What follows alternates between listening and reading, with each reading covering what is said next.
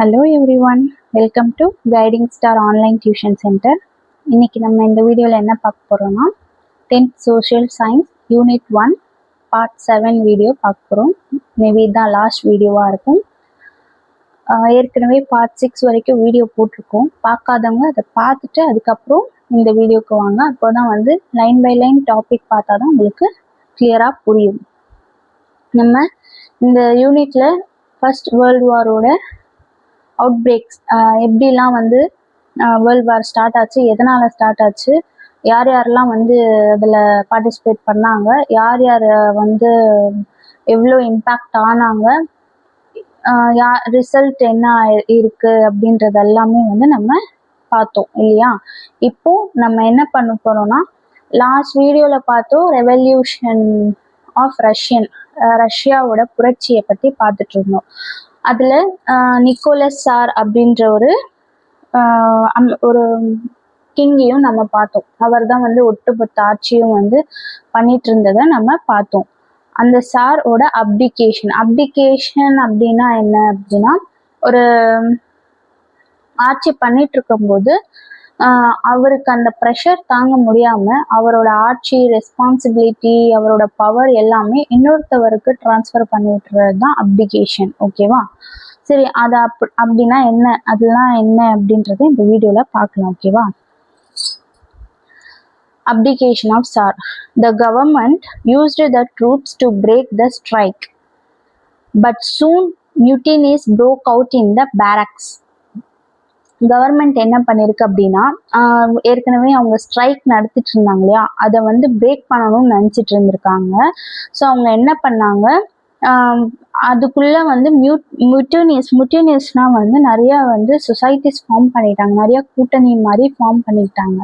The tsar order a declaration of martial law. Tsar என்ன பண்ணியிருக்காரு, martial லா அப்படின்றத வந்து டிக்ளேர் பண்றாரு. But his order was not broadcast in the city as there was no one to do this job. ஆனால் வந்து இந்த martial லா பற்றி அவர் declare பண்ணது சிட்டிக்கெல்லாம் வந்து போகாமல் இருந்திருக்கு. அந்த போகாமல் இருந்ததுனால அவங்க வந்து அந்த லாவை வந்து ஃபாலோ பண்ண முடியல.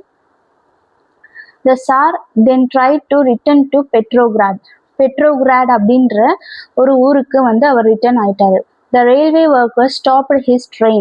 Railway workers என்ன பண்ணியிருக்காங்க, அவங்க வேலையை ஸ்டாப் பண்ணிட்டு இருக்காங்க. The generals at the front and some leaders in Petrograd, frightened by these developments, pleaded with the Tsar to abdicate. இவங்க என்ன பண்ணியிருக்காங்க, அந்த ட்ரெயினில் ரயில்வே ஒர்க்கர்ஸ்லாம் என்ன பண்ணியிருக்காங்க, ட்ரெயின் ஓட்டாமல் ஸ்டாப் பண்ணி அவங்களோட ஸ்ட்ரைக்கை வந்து கொண்டு வந்து என்ன பண்ணியிருக்காங்க, பெட்ரோகிராட்ல ஸ்ட்ரைக்கை இது பண்ணி சாரை வந்து நீங்கள் வந்து அப்டிகேட் பண்ணிடுங்க, உங்கள் ஆட்சியிலேருந்து நீங்கள் விலகிடுங்க அப்படின்னு சொல்லி அவங்கள ரொம்ப வந்து வற்புறுத்திருக்காங்க. On 15 March Nicholas II abdicated. 15 March என்ன பண்ணியிருக்காரு, நிக்கோலஸ் II வந்து அப்டிகேட் ஆயிட்டாரு, வெளியில கிளம்பிட்டாரு. The revolutionary Tamil poet Bharatiyar cheerfully welcomed the revolution in Russia by penning these poetic lines. அதாவது நம்ம தமிழ் கவிஞர் இருக்கார் இல்லையா பாரதியார், அவர் புரட்சி கவிஞர் தானே. அவர் என்ன பண்ணியிருக்காரு, ரஷ்யாவோட புரட்சியை வந்து வெல்கம் பண்ணி ஒரு லைன் வந்து பாடியிருக்காரு. The mother great, the power supreme, turned her glance benign towards Russia. The revolution of the age, behold the wonder rises high, the tyrant howling falls down limp. The shoulders of the heavenly gods are swelling now with joy and pride. Eyes hard with unshed tears, the demons perish. O people of the world, behold this mighty change. அதாவது இவ்வளோ கொடுமையா பண்ணிட்டு இருந்த இந்த sir வந்து abdicate பண்ண வச்சிருச்சு இல்லையா ரஷ்யா. ஸோ அந்த புரட்சியை பாராட்டி வெல்கம் பண்ணி நம்ம தமிழ் புரட்சி கவிஞர் வந்து பாரதியார் வந்து அந்த ரஷ்யாக்காக அந்த ஒரு லைன்ஸை வந்து கிரியேட் பண்ணியிருக்காரு. அவர் என்ன சொல்றாரு அப்படின்னா, எப்படி தாய்மைன்றது தூய்மையான பவரோ அந்த பவருக்கு ஏற்ற மாதிரி ரஷ்யா அதை ஃபாலோ பண்ணி போயிருக்கு. தன்னோட தாய்நாடான ரஷ்ய மக்களுக்கு வந்து நல்ல ஒரு புரட்சி வந்து இருக்கு. இது கண்டிப்பா வந்து இது மேலும் மேலும் வளர்ச்சி அடையணும். இந்த புரட்சி இந்த மாதிரி வளர்ச்சி அடைஞ்சாலே வந்து சொர்க்கத்துல இருக்கிற தெய்வத்தை நம்ம பார்க்குற ஒரு ஃபீல் நமக்கு கிடைக்கும், அவங்களோட சப்போர்ட் நமக்கு கிடைக்கும், இது அப்படியே வந்து கண்டினியூ ஆகணும். அது இல்லாம எத்தனையோ பேர் கண்ணீர் விட்டு அழுது இதை வந்து போராடி நடத்தியிருக்காங்க. ஸோ இந்த உலகத்துலயுமே வந்து இந்த ஒட்டுமொத்த உலகமுமே வந்து புரட்சியை வந்து ஆதரிக்கணும் அப்படின்னு சொல்லி அவர் வந்து அவரோட லைன்ஸ்ல வந்து ரஷ்யாக்காக பாடியிருக்காங்க. Next provisional government. ப்ரொவிஷனல் கவர்மெண்ட்னா என்னன்னா, இப்போ தற்காலிகமா வந்து ஒரு கவர்மெண்ட்டை வந்து உருவாக்கியிருக்கிறது. அதாவது ரஷ்யா வந்து அவங்க ஸ்ட்ரைக்ஸ்லாம் நடத்தி ஒட்டுமொத்த ரஷ்யாவும் சேர்ந்து ஒரு தன்னாட்சியா நடத்திட்டு இருந்த ஒரு அரசரை நீ வெளியில போ அப்படின்னு சொல்லி இது பண்ணி விட்டுட்டாங்க இல்லையா. ஸோ அப்படி போயிட்டாங்கன்னா அங்க ஒரு இது தேவை இல்லையா, ஒரு ஆளுமை தேவை இல்லையா. அந்த ஆளுமைக்கு தற்காலிக கவர்மெண்ட்டை வந்து அவங்க யாரை வச்சிருக்காங்க, என்னென்ன பண்ணாங்கன்னு பார்க்குறோம். There were 2 parallel bodies to take on government function. அங்க 2 parallel bodies இருக்கு. அதாவது 2 ஒரு சமமான ஆளுங்க கவர்மெண்ட் ஃபங்க்ஷனை எடுத்துக்கிறதுக்கு இருந்திருக்காங்க. One was of the borgias politicians of the old state Duma. டூமான்ற ஸ்டேட்டோட ஒரு borgias பொலிட்டிஷியன் இருக்கார் இல்லையா, அவர் வந்து ஒருத்தவராக இருக்காரு, compromising property class. On the other, there were workers' delegates drawn together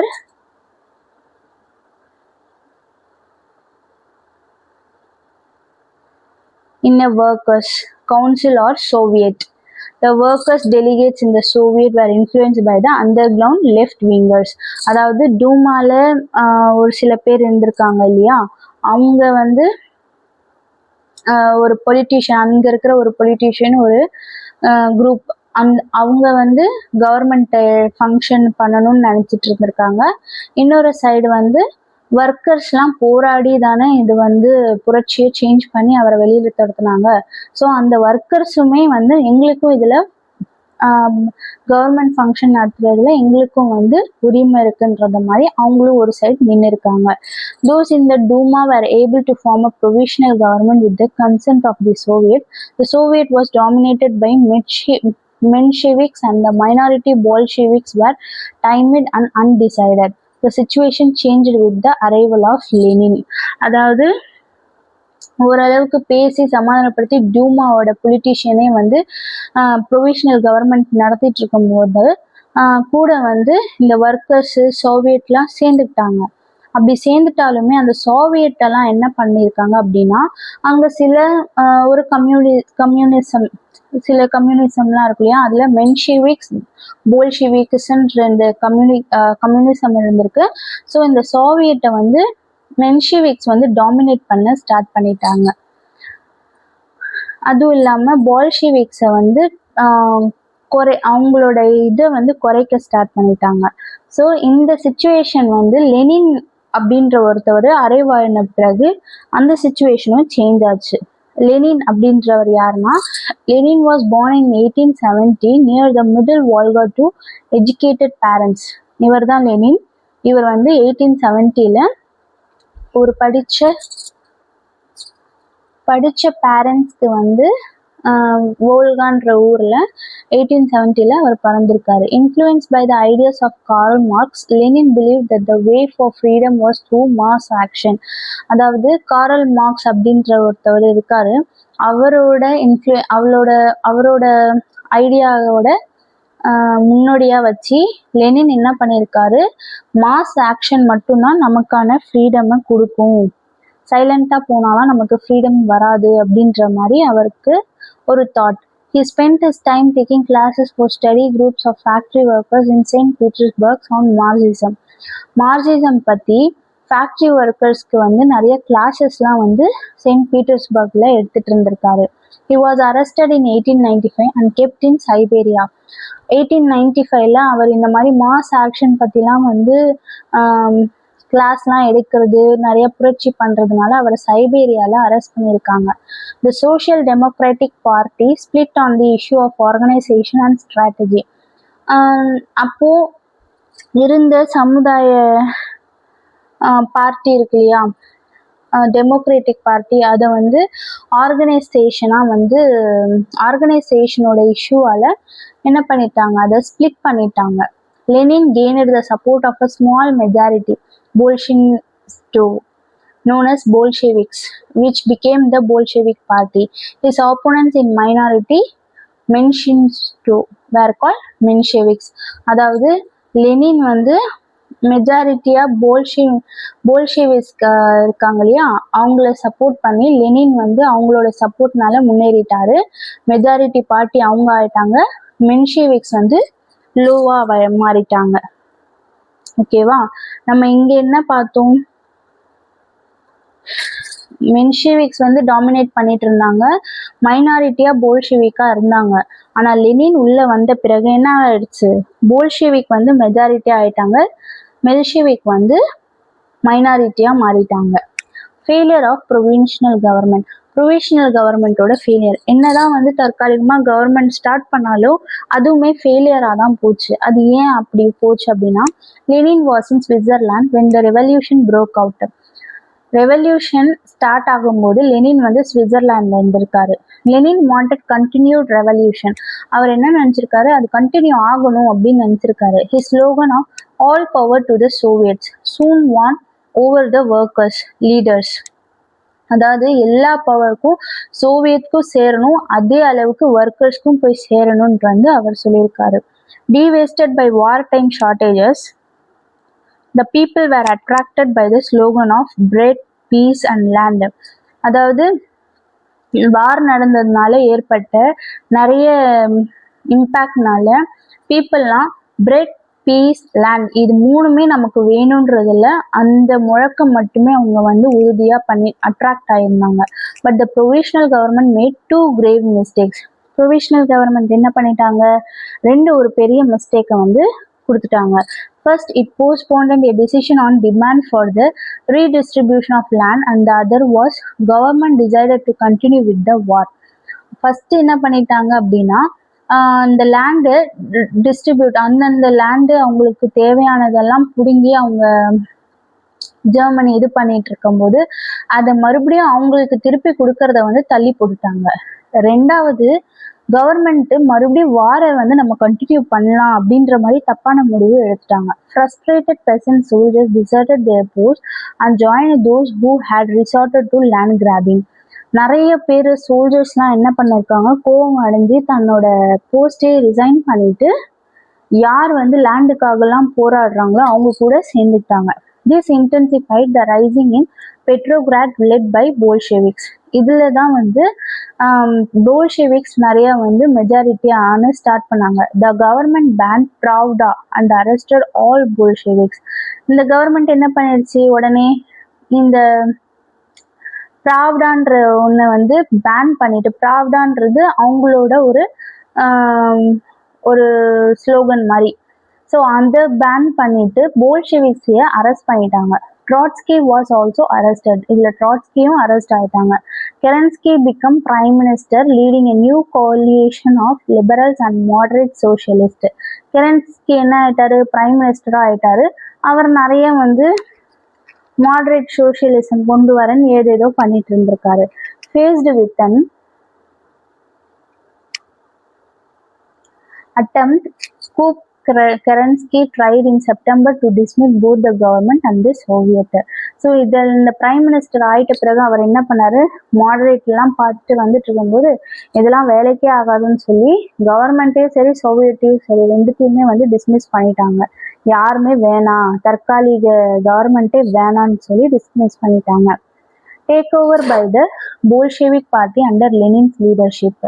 லெனினோட லீடர்ஷிப்ல போல்ஷெவிக் பார்ட்டி வந்து அதை டேக் ஓவர் பண்ணியிருக்காங்க. அது எப்படின்றத பார்க்கலாம். In October, Lenin persuaded the Bolshevik Central Committee to decide on immediate revolution. So Bolshevik central கமிட்டின்னு ஒன்று start பண்ணியிருக்காரு லெனின் அக்டோபர்ல. அவங்கள தூண்டி விட்டு ரெவல்யூஷனை, அதாவது இம்மிடியட் ரெவல்யூஷன் ஒன்று உருவாக்கணும் அப்படின்ற மாதிரி அவரோட லீடர்ஷிப்ல கமாண்ட் பண்ணிட்டு இருந்திருக்காங்க. ட்ராட்ஸ்கி ப்ரிப்பேர்ட் அ டீட்டெயில்டு பிளான். ட்ராட்ஸ்கி என்ன பண்ணியிருக்காரு, ஒரு டீட்டெயில் பிளானை வந்து ப்ரிப்பேர் பண்ணியிருக்காரு. On 7 November, the key government buildings including the Winter Palace, the Prime Minister's headquarters were seized by armed factory workers and revolutionary troops. இவர் plan பண்ணி 7 November என்ன பண்ணியிருக்காங்க, நிறைய government buildings, winter palace, prime மினிஸ்டரோட head quarter எல்லாமே வந்து factory ஒர்க்கர்ஸும் revolutionary ட்ரூப்ஸும் வந்து என்ன பண்ணியிருக்காங்க, அது என்ன சொல்கிறது, சூழ்ந்துட்டாங்க. On 8 November 1917, a new communist government was in office in Russia. 1917 November 8ல ஒரு நியூ கம்யூனிஸ்ட் கவர்மெண்ட் வந்து ரஷ்யாவில் ஆஃபீஸ் ஓப்பன் பண்ணியிருக்காங்க. Its head this time was Lenin. இந்த டைம்ல அதோட ஹெட்டா வந்து லெனின் இருந்திருக்காரு. The Bolshevik party was rename the Russian communist party. இந்த இடத்துல போல்ஷெவிக் பார்ட்டி அப்படின்றத ரஷ்யன் கம்யூனிஸ்ட் பார்ட்டியா வந்து நேம் சேஞ்ச் பண்ணிட்டாங்க. அவுட்கம் ஆஃப் த ரெவல்யூஷன், புரட்சி நடந்துச்சு இல்லையா, அதோட விளைவு என்னன்னா, the Russian communist party eliminated illiteracy and poverty in Russia within a record time. அதாவது கொஞ்ச நாள்லயே வந்து ரஷ்யன் கம்யூனிஸ்ட் பார்ட்டி என்ன பண்ணியிருக்காங்க, இல்லிட்ரேசினா படிக்காத நிறைய பேர் இருந்திருக்காங்க இல்லையா, அந்த படிக்காம இருக்கிறவங்க யாருமே கிடையாது அப்படின்ற மாதிரி அதை குறைச்சிருக்காங்க. ரஷ்யால அந்த பாவர்ட்டி, வறுமையும் குறைச்சிருக்காங்க. Russian industry and agriculture developed ரீமார்க்கபிளி.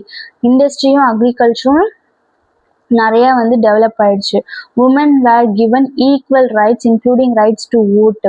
விமனுக்கு equal ரைட்ஸும் கொடுத்துருக்காங்க, அதே மாதிரி ஓட்டுக்கும் வந்து அவங்களுக்கு ஈக்குவல் ரைட்ஸ் கிடைச்சிருக்கு. Industries and banks were nationalised. Industries, பேங்க்ஸ்லாம் வந்து நேஷனலைஸ் பண்ணியிருக்காங்க. நேஷனலைஸ்னா தேசியமயமாக்கப்பட்டிருக்காங்க. Land was announced as social property. Land வந்து சோஷியல் ப்ராப்பர்ட்டியாக வந்து அனௌன்ஸ் பண்ணிட்டாங்க. Land was distributed to poor persons. யார் யாரெல்லாம் ஏழைங்க அவங்கவுங்க லேண்டை இழந்தாங்களோ அவங்களுக்குலாம் வந்து டிஸ்ட்ரிபியூட் பண்ணாங்க. Lenin thought the most important factor for the fall of provisional government was its failure to withdraw from world war. அதாவது லெனின் வந்து முக்கியமாக எதை வந்து அவர் நினைச்சார் அப்படின்னா, இந்த ஃபர்ஸ்ட் வேர்ல்டு வார்ல எதெல்லாம் அவங்க இழந்தாங்களோ அதெல்லாம் திரும்பி கிடைக்கணும்னு அவர் வந்து நினைச்சிருக்காரு. So Lenin immediately appealed for peace. அவங்க ஃபர்ஸ்ட் பீஸ்க்கு வந்து அமைதி எங்களுக்கு வேணும், நிம்மதி எங்களுக்கு வேணும்னு சொல்லி அதை அப்ளை பண்ணியிருக்காங்க. Unmindful of the harsh terms dictated by the central powers, Lenin opted for withdrawing from the war to concentrate on the formation of new government. நாங்கள் மறுபடியும் வாருக்கெல்லாம் நாங்கள் வரல, எங்களை விட்டுருங்க, எங்களுக்கு நிம்மதி தான் வேணும்னு சொல்லி லெனின் வந்து வார்லேருந்து வித்ட்ரா பண்ணிட்டு அவங்களோட நியூ கவர்மெண்ட்டை ஃபார்ம் பண்ணுறதுக்கு வந்து கான்சென்ட்ரேட் பண்ணிட்டு இருந்திருக்காரு. In March 1918 the treaty of Brest-Litovsk was signed.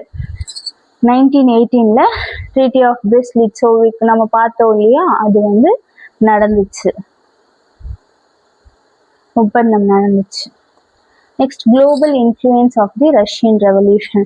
Russian புரட்சி நடத்தும் போது இந்த உலகம் யார் யாரெல்லாம் வந்து இன்ஃப்ளூயன்ஸ் ஆனாங்க அப்படின்னு பார்த்தோம்னா, the revolution fired people's imagination across the world. இந்த ரெவல்யூஷன் என்ன ஆச்சு, உலகத்தில் இருக்கிற நிறைய பீப்புளுக்கு வந்து ஒரு எப்படி சொல்றது, ஒரு கற்பனையா மாறிடுச்சு, எங்களுக்கும் இது வேணும்ன்றது மாதிரி ஆயிடுச்சு. In many countries communist parties where formed. நிறைய கண்ட்ரீஸ்ல கம்யூனிஸ்ட் பார்ட்டிஸ்லாம் வந்து ஃபார்ம் பண்ணாங்க. த Russian communist government encourage the colonies to fight for their freedom. Russian government என்ன பண்ணியிருக்காங்க, அவங்க காலனிஸ்ல இருக்கிறவங்கள என்கரேஜ் பண்ணி அவங்களோட ஃப்ரீடம்காக ஃபைட் பண்ண வச்சிருக்காங்க. Debates over key issues, land reforms, social welfare, workers rights and gender equality started taking place in a global context. So எல்லா இடத்துலையும் வந்து நிறைய பட்டிமன்றம் மாதிரி நடந்து லேண்ட் ரீஃபார்ம்ஸ் நடந்திருக்கு. Social welfare, workers rights, gender equality எல்லாமே அங்கங்கே வந்து உலகத்தில் அந்தந்த இடத்துல வந்து அந்த புரட்சியினால மற்ற இடத்துலையுமே இம்பேக்ட் ஆகி அங்கேயுமே வந்து புரட்சி வந்து ஸ்டார்ட் பண்ண ஆரம்பிச்சிட்டாங்க. நம்ம ப்ரௌடான்னு ஒன்று பார்த்தோம் இல்லையா, ஸோ ப்ராவ்டான்றது ரஷ்யன் வேர்ட், அதுக்கு மீனிங் என்னன்னா ட்ரூத். ப்ராவ்டான் நான் சொன்னேன் இல்லையா அந்த ஸ்லோகன் ட்ரூத், உண்மை. ஸோ அந்த it was the official newspaper of the Communist Party of the Soviet Union from 1918 to 1991. அதாவது ப்ராவ்டா அப்படின்றது ட்ரூத், உண்மைன்றது அர்த்தம். ஸோ அந்த மாதிரி ப்ராவ்டான்ற நேம்ல ஒரு நியூஸ் பேப்பர் வந்து கம்யூனிஸ்ட் பார்ட்டி ஸ்டார்ட் பண்ணியிருக்காங்க. ஸோ அதை தான் அங்கே வந்து பேன் பண்ணியிருக்காங்க. 1918 to 1991 வரைக்கும் அது அஃபிஷியல் நியூஸ் பேப்பராக வந்து இருந்திருக்கு ரஷ்யாவோட. நெக்ஸ்ட் டாபிக் பார்க்க போகிறோம், League of Nations. League of Nations அப்படின்னா நம்ம நாடோட ஒரு ஒற்றுமை, ஒரு போட்டி மாதிரி. யார் யாரெல்லாம் வந்து இதில் லீக் ஆஃப் நேஷனில் இருக்காங்க அப்படின்றத பார்க்கணும். So structure and composition, league of நேஷனோட வடிவமைப்பு என்ன அப்படின்றத பார்க்க போகிறோம். இந்த covenant of the league was worked out at the Paris Peace Conference and included in each of the treaties that were signed after the First World War. So league அப்படின்றது எப்படி start ஆச்சு அப்படின்னா பாரிஸ் பீஸ் கான்ஃபரன்ஸில் தான் வந்து அது work ஆச்சு. So அங்கே தான் ஃபர்ஸ்ட் வேர்ல்ட் வாரோட ஒப்பந்தமும் நடைபெற்றுச்சு. It was largely due to the pressure from President Wilson that this task was accomplished. இது வந்து மேக்சிமம் இந்த பிரசிடென்ட் வில்சனோட ப்ரெஷர்னால தான் இது வந்து நடந்துச்சு. In drawing up the constitution of this organisation the ideas of Britain and America prevailed. So இந்த இதை வச்சு தான் வந்து பிரிட்டன் அமெரிக்காவோட ஐடியாஸை வந்து வெளியில கொண்டு வர முடிஞ்சிச்சு. இந்த லீக் கன்சிஸ்டட் ஆஃப் 5 பாடிஸ். இந்த லீக்ல மொத்தம் 5 பாடிஸ் இருக்கு. அது என்னென்னா assembly, the council, the secretariat, the Permanent Court of Justice and the International Labour Organisation அப்படின்ற 5 மெயின் பாடிஸ் இருக்கு. Each member country was represented in the assembly. ஒவ்வொரு மெம்பர்ல இருக்கிற, அதாவது ஒவ்வொரு கண்ட்ரியில இருக்கிற மெம்பர்ஸ் இருக்காங்க இல்லையா, அவங்க வந்து அசம்பிளியில ரெப்ரசன்ட் ஆகணும். It discuss general policy and any decision taken in assembly had to be unanimous. அதாவது இப்போ ஒரு பொலிட்டிக்கல் பார்ட்டியில இருக்காங்கன்னா அதுல இருக்கிற கண்டிப்பான ஒரு மெம்பர் வந்து அந்த அசம்பிளியில இருக்கணும். ஸோ அந்த அசம்பிளியில ஜென்ரலான பாலிசிஸ் டிசிஷனை பத்தி வந்து அங்க நடக்கும், டிஸ்கஸ் பண்ணுவோம் அப்படின்ற மாதிரி சொல்லியிருக்காங்க. Council, the council was a executive of the league. லீகோட எக்ஸிக்யூட்டிவா, அதாவது லீக் வந்து நடக்கிறதுக்கு யார் வந்து எக்ஸிக்யூட் பண்ணுவாங்க அப்படின்றதுனா கவுன்சில் தான். Britain, France, Italy, Japan and United States were originally declared permanent members of the council. இந்த Britain, France, Italy, Japan, United States இவங்க 5 பேருமே பெர்மனன்ட் மெம்பர்ஸா கவுன்சில்ல வந்து டிக்ளேர் பண்ணிட்டாங்க. Each member had 1 vote and since all decisions had to be unanimous, even the small nations possesses the right of veto. அதாவது இதுல என்னன்னா எல்லா நாடுமே சேரலாம், இவங்க தான் சேரணும் அவங்க தான் சேரணும்னு கிடையாது. ஒவ்வொரு நாடுக்கும் ஒரு ஓட் கண்டிப்பா உண்டு. ஸோ அவங்க ஓட் யாருக்கு வேணாலும், என்ன பிரச்சனைக்கு வேணாலும், எது சம்மந்தப்பட்டது வேணாலும் சப்போர்ட் பண்ணி நம்ம ஓட் பண்ணலாம். ஸோ இது எல்லாருக்குமே பொதுவான இதுதான், எல்லாருக்குமே ரைட்ஸ் இருக்கு. ஈவன் ஸ்மால் நேஷன்ஸுமே இதுல வந்து ஓட் போடுறதுக்கான ரைட்ஸ் இருக்கு. The Secretariat of the League of Nations was located at Geneva.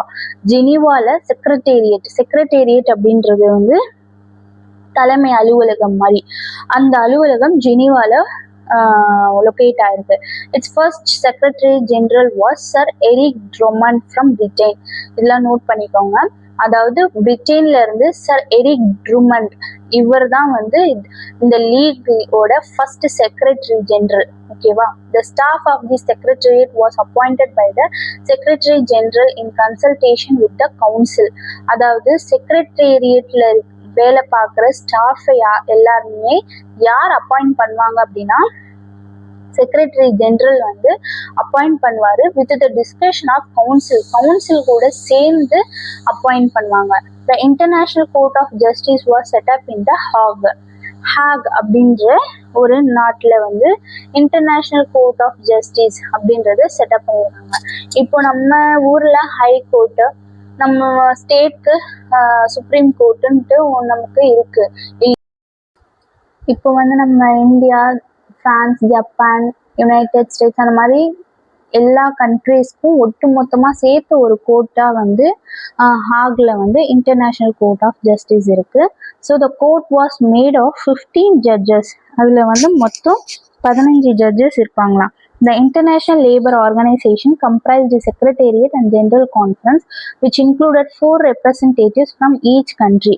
ஒவ்வொரு கண்ட்ரில இருந்தும் 4 ரெப்ரசன்டேட்டிவ்ஸை இன்க்ளூட் பண்ணி செக்ரட்டேரியட் கூட ஒரு ஜென்ரல் கான்ஃபரன்ஸ் நடக்கும். ஸோ அதுதான் ILO அப்படின்னு சொல்லியிருக்காங்க. Objectives of the league. இந்த லீகோட அப்ஜெக்டிவ்ஸ், அவங்களோட கோரிக்கையெல்லாம் என்னென்னு பார்த்தோம்னா, the twofold objective of the League of Nations was to avoid war and maintain peace in the world and to promote international cooperation in economic and social affairs. இது எதுக்காக main வந்து start பண்ணியிருக்காங்க அப்படின்னா, இதுக்கப்புறம் world வார்லாம் வரக்கூடாது, எல்லா நாடுகளும் ஒற்றுமையா அமைதியா வந்து இருக்கணும், வாரை அவாய்ட் பண்ணிட்டு அமைதியை வந்து காக்கணும் அப்படின்றது தான் இதோட முழு நோக்கமா இருந்துச்சு. அது இல்லாம இன்டர்நேஷ்னலோட பொருளாதாரத்துலயும் சரி சமுதாயத்திலயும் சரி நிறைய வளர்ச்சி இருக்கணும், ஒற்றுமை இருக்கணும்னு சொல்லி இது ஆரம்பிச்சிருக்காங்க. The League intended to act as conciliator and arbitrator and thereby resolve a dispute in its early stages. League வந்து அதோட ஏர்லி ஸ்டேஜில் ரொம்ப ஆக்டிவாக வந்து நிறைய வந்து ஒர்க் பண்ணிச்சு, எல்லாரோட ப்ராப்ளமையும் சால்வ் பண்ணிச்சு. If wars should break out despite arbitration, the member should apply sanctions to the aggressor first economic and then military. அதே மாதிரி இப்போ சப்போஸ் வந்து வேர்ல்டு ஒரு வார் பிரேக் அவுட் ஆகுது அப்படின்னா அதை வந்து ஃபஸ்ட்டு வந்து பொருளாதாரத்துலையும் அப்புறம் மிலிட்ரிக்கும் வந்து அதை போய் சாங்ஷன் பண்ணிட்டு தான் அதில் எத்தனை பேர் என்னென்னலாம் எப்படிலாம் வந்து வார் ஸ்டார்ட் பண்ண போகிறாங்கன்றது மொத்தத்தையும் டீட்டெயில்ஸையும் அவங்க கொண்டு வந்து கொடுத்ததுக்கு அப்புறம் தான் நீங்கள் வாரே வந்து ஸ்டார்ட் பண்ணுற மாதிரி இருக்கும். The difficulty in achieving the objectives was increased from the beginning by the absence of 3 great powers, namely USA did not become a member, Germany a defeated nation and Russia. இதில் இந்த கோரிக்கையில யார் வந்து ஒத்துழைக்காம இருந்தாங்க அப்படின்னா, ஒரு 3 பவர்ஸ் வந்து ஒத்துழைக்காம இருந்தாங்க. யாருன்னா USA, அவங்க இதுல மெம்பராகவே ஆகல. ஜெர்மனி, அவங்க வந்து இது தோத்த நாடுன்றதுனால அதுல உள்ள வரல. ரஷ்யா, இவங்க வந்து தனியா புரட்சி இது பண்ணிட்டதுனால இதுக்குள்ள வரல. The later two joined in 1926 and 1934. ஒரு 1926லையும் 1934லையும் யூஎஸ்ஏவும் ரஷ்யாவும் ஜாயின் பண்ணிட்டாங்க. while Germany resided in 1933, Russia was expelled in 1939. ஜெர்மனியும் யூஎஸ்ஏவும் ஜெர்மனியும் வந்து இதில் இன்வால்வ் ஆயிட்டாங்க, ரஷ்யா இன்வால்வ் ஆகாமல் இருந்தாங்க. ஜெர்மனி 1933ல் இதுலேருந்து விலகிட்ட உடனே 1939ல் ரஷ்யா வந்து இதுக்குள்ளே என்டர் ஆயிட்டாங்க. ஆக்டிவிட்டீஸ் ஆஃப் த லீகோட வேலைகள் என்னென்னா, the league was called into a settle a number of disputes between 1920 and 1925. 1920லேருந்து 1925க்கு நடுவில் இருந்த எல்லா பிரச்சனையும் வந்து செட்டில் பண்ணணும்னு நினச்சாங்க. The league was successful in 3 issues. அதில் 3 பிரச்சனையை வந்து சக்ஸஸ்ஃபுல்லாக வந்து தீர்த்து வச்சிட்டாங்க. In 1920, a dispute arose between Sweden and Finland over the sovereignty of the Åland Island. ஆலாண்ட் ஐலாண்டை வந்து எங்களோட நாடு பற்று அப்படின்னு சொல்லி ஸ்வீடனும் ஃபின்லாண்டும் சண்டை போட்டுட்டு இருக்கும்போது 1920ல் அதை தீர்த்து வச்சிருக்காங்க. The league ruled that the island should go to Finland. அது வந்து ஐலாண்ட் வந்து ஃபின்லாண்டுக்கு தான் போகணும் அப்படின்னு சொல்லி தீர்த்து வச்சிருக்காங்க. In the following year, the league was asked to settle the frontier between Poland and Germany in Upper Silesia, which was successfully resolved by the league.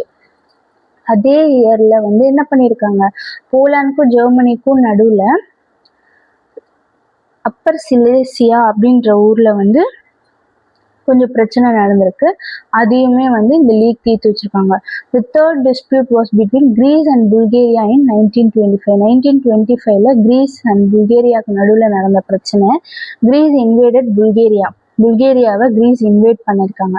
The league ordered a ceasefire. அந்த இடத்துல வந்து என்ன பண்ணியிருக்காங்க, எல்லாத்தையும் வந்து ஆக்கிரமிச்சுக்கிறது பவரை வந்து கொடுத்துருக்காங்க. After investigation it blamed Greece and decided that Greece was pay to reparations. இந்த இடத்துல இன்வெஸ்டிகேஷன் லீக் நடத்திட்ட பிறகு கிரீஸ் மேலே தான் வந்து தப்பு இருக்குன்னு சொல்லி அவங்கள ரிப்பேரேஷன்ஸ்க்கு வந்து நஷ்ட ஈடு வந்து கொடுக்க சொல்லியிருக்காங்க. Thus, the league has been successful until signing of the Locarno Treaty in 1925. 1925ல லொகார்னோ ட்ரீட்டின்னு ஒன்று ஒப்பந்தம் ஒன்று கையெழுத்திட்டிருக்காங்க. அது வரைக்கும் லீக் வந்து சக்ஸஸ்ஃபுல்லாக தான் போயிட்டு இருந்துச்சு.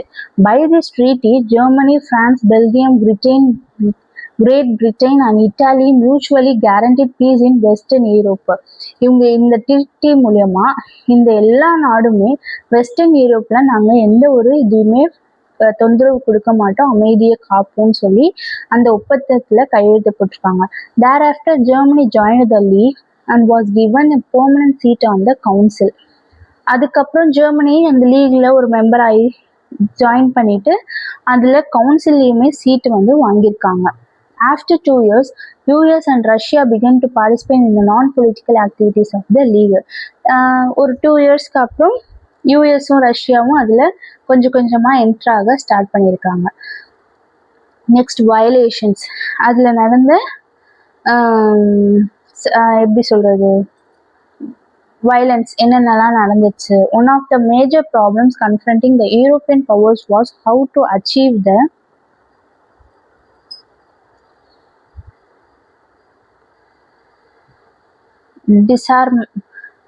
disarmament. அதாவது அங்கே ஃபஸ்ட்டு பிரச்சனை ஒன்று ஸ்டார்ட் ஆகுது, யூரோப்பியன் சைட்லேருந்து ஸ்டார்ட் ஆகுது. இன் 1925 the Council of League set up a commission to hold a disarmament conference to sort out the problem. ஒரு கான்ஃபரன்ஸ் மாதிரி வந்து ஒரு 1925ல ஃபார்ம் பண்ணணும்னு நினச்சி அந்த ப்ராப்ளமை சால்வ் பண்ணணும்னு நினச்சாங்க. But the proposed conference materialised only in February 1932. But முழுசாக வந்து அந்த கான்ஃபரன்ஸ் வந்து February 1932ல தான் வந்து ப்ரொபோஸே பண்ணியிருக்காங்க. In this conference Germany's demand of equality of arms with France was rejected.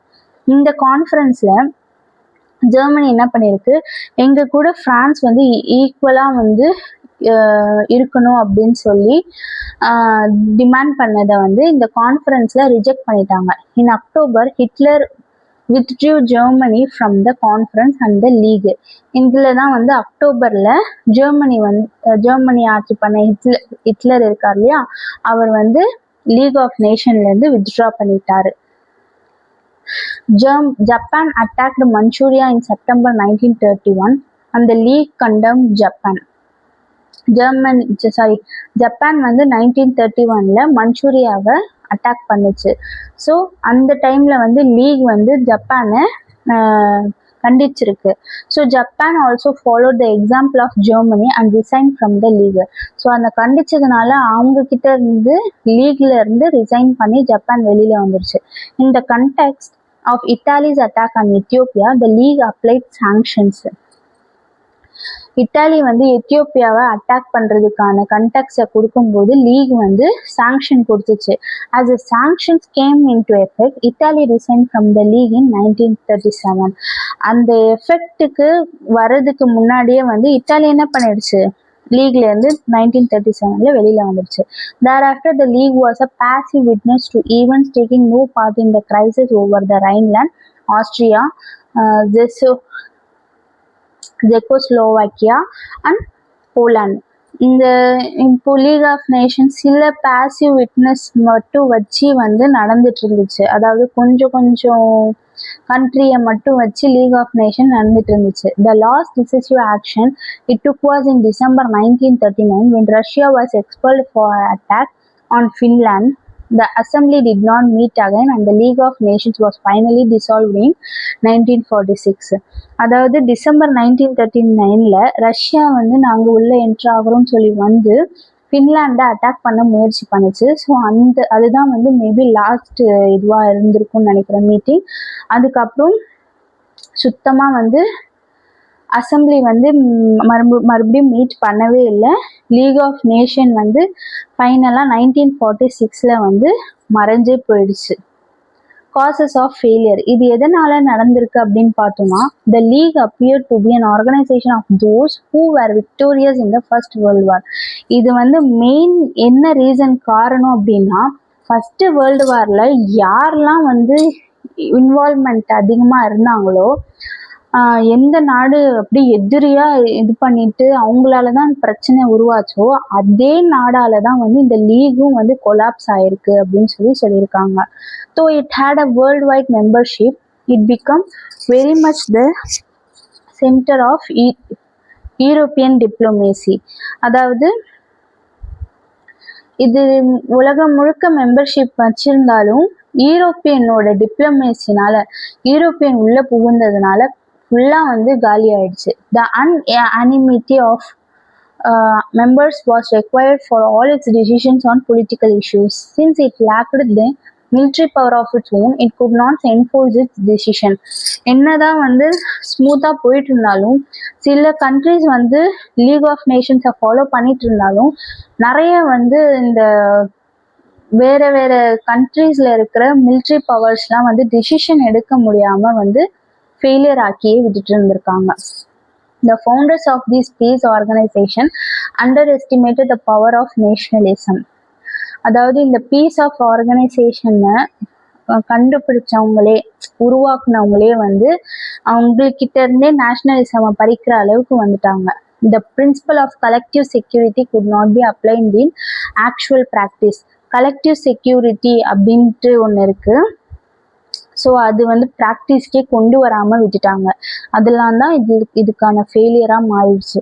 when Italy, Japan and Germany headed by dictators refused to be bound by orders of League, Britain and France were the only major powers to act decisively. அதாவது Italy, Japan, Germany எப்போ அவங்க இந்த league கொடுத்ததை வந்து reject பண்ணிட்டு அவங்க அதுலேருந்து resign ஆகி போயிட்டாங்களோ, ஸோ அதுலே வந்து ஒட்டுமொத்தமாக வந்து லீக் ஆஃப் நேஷன் போயிடுச்சு. அந்த இடத்துல பிரிட்டனும் ஃப்ரான்ஸும் வந்து மேஜர் பவராக ஆக்ட் பண்ணாங்க. But they were not enthusiastic supporters for the league. அவங்க போயிட்டா என்ன நம்ம இருக்குன்னு சொல்லி இவங்க வந்து ஆதரவு கொடுத்தாலும் அவங்க வந்து ரொம்ப என்தூசியாஸ்டிக்காலாம் வந்து சப்போர்ட் பண்ணல. As it was brainchild of Wilson who could not even convince his country to join the league. So இது எல்லாமே வந்து வேற எந்த நாடையுமே வந்து தன்னோட நாடையே வந்து, அதாவது வில்சன் தன்னோட நாடையே வந்து மனசை மாற்றி லீக் கூட ஜாயின் பண்ணிக்கும்னு சொல்லி கன்வின்ஸ் பண்ணுற அளவுக்கு எந்த நாடுமே வந்து யாருக்குமே ஒத்துழைப்பு கொடுக்கல. ஸோ இதெல்லாம் தான் வந்து லீக் ஆஃப் நேஷன் ஃபெயிலியர் ஆனதுக்கு காரணமாக இருந்திருக்கு. ஸோ இதோட இந்த சாப்டர், இந்த யூனிட் கம்ப்ளீட் ஆயிடுச்சு. இதில் ஏதாவது உங்களுக்கு டவுட் ஆர் இந்த டாபிக் எனக்கு புரியல திரும்பி சொல்லுங்கள் மேம்னா கண்டிப்பாக நான் உங்களுக்கு மறுபடியும் எக்ஸ்பிளைன் பண்ணுறேன். வேறு ஏதாவது உங்களுக்கு தேவை, இதுதான் எனக்கு இந்த சாப்டர் ரொம்ப இம்பார்ட்டண்ட், இந்த சாப்டர் எனக்கு சுத்தமாக புரியல, இப்போ 2026 போர்டு எக்ஸாம் எழுத போகிற 10th ஸ்டூடெண்ட்ஸ்க்கு மேபி எல்லா டாபிக்ஸும் நீங்கள் கவர் பண்ணியிருப்பீங்க மேக்ஸிமம். ஸோ ஒரு சில டாபிக் ரொம்ப இம்பார்ட்டண்ட்டாக இருந்தாலுமே அது எனக்கு புரியல மேம், நான் இன்னுமே வந்து அதை என்னால் புரிஞ்சிக்க முடியல அந்த டாப்பிக்கை, அது எந்த சப்ஜெக்டாக வேணாலும் இருக்கலாம். ஸோ எனக்கு புரிஞ்சிக்க முடியல அப்படின்னு சொன்னீங்கன்னாலுமே எனக்கு தனியாக வந்து என் நம்பரை காண்டாக்ட் பண்ணி தாராளமாக உங்கள் டவுட்டை வந்து கிளியர் பண்ணிக்கலாம். ஓகேவா? வேறு ஏதாவது ஹெல்ப் வேணாலும் தாராளமாக காண்டாக்ட் பண்ணலாம். அது இல்லாமல் ஏற்கனவே சொன்ன மாதிரி கிளாஸ் 6 to 9 வரைக்கும், ஈவினிங் 6லேருந்து 8 PM வரைக்கும் ஆன்லைன் டியூஷன் எடுத்துகிட்ருக்கேன். ஸோ 10th ஸ்டூடெண்ட்ஸ் உங்கள் சிஸ்டர்ஸ் பிரதர்ஸ் யாராவது இருந்தாலுமே ஆன்லைன் டியூஷனில் ஜாயின் பண்ணி அவங்களையும் ஹெல்ப் ஆக வைங்க. அதே மாதிரி உங்கள் ஃப்ரெண்ட்ஸுமே சில பேர் வந்து எனக்கு வந்து 10th ஸ்டார்டிங்லேருந்து படிக்கணும். ஸோ 9th ஸ்டூடெண்ட்ஸ்க்குலாம் வந்து மேக்ஸிமம் நிறைய ப்ரைவேட் ஸ்கூல்லலாம் வந்து இப்போவே வந்து 10th போர்ஷன் ஸ்டார்ட் பண்ணியிருப்பாங்க. ஸோ அவங்க எல்லாருக்குமே வந்து இந்த ஷேர் பண்ணி அவங்களையுமே வந்து புரிஞ்சிக்க வைங்க. புரிஞ்சிக்க முடியல அப்படின்னா எனக்கு டைரெக்டாக காண்டாக்ட் பண்ணியும் நான் தனியாக டியூஷன் எடுக்கிறதுக்கு ரெடியாக இருக்கேன். அது இல்லாமல் டெஸ்ட் பேட்ச் ஷெடியூல் April 16லேருந்து ஸ்டார்ட் பண்ண போகிறோம். ஸோ அதுக்கும் சீக்கிரமாக ஜாயின் பண்ணிக்கோங்க. அதோட டீட்டெயில்ஸ் வேணும்னாலும் என் நம்பருக்கு காண்டாக்ட் பண்ணுங்கள். முடிஞ்ச அளவுக்கு நீங்களும் யூஸ்ஃபுல் ஆகுங்க, உங்கள் ஃப்ரெண்ட்ஸ்க்கும் வந்து யூஸ்ஃபுல்லாக வைங்க. ஓகேவா? நெக்ஸ்ட் வீடியோவில் பார்க்கலாம். பாய் பாய்.